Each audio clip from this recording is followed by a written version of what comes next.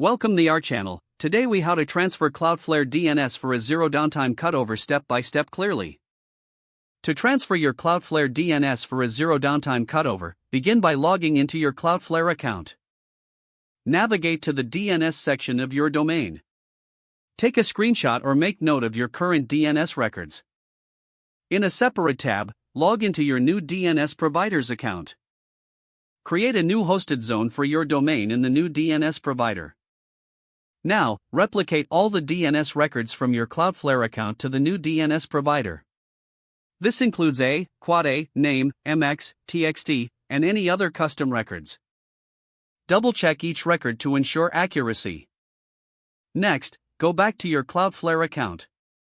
Find the section for DNS settings and note the name servers currently being used.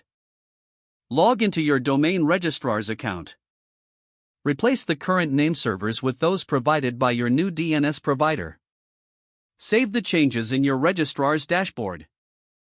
Now, you'll want to monitor the propagation of your DNS changes. Use online tools to check whether the new name servers are resolving correctly.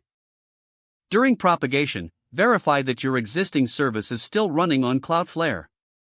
If everything is functioning correctly, you can proceed to disable Cloudflare on your DNS records. Carefully remove each record from your Cloudflare dashboard. After that, ensure that your website operates seamlessly through the new DNS provider. Monitor your traffic and performance for any issues. Once you confirm stability, you can delete the old DNS records in Cloudflare. Always keep a backup of your DNS records for future reference.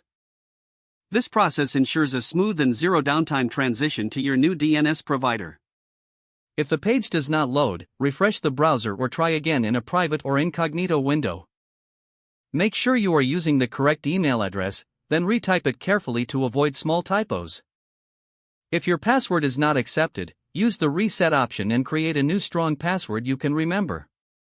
Check your spam folder for verification or security emails, then complete any requested confirmation steps. Enable two-factor authentication if available to improve account security and reduce unauthorized access risk. Don't forget to like this video and subscribe to our channel for more step-by-step tech guides.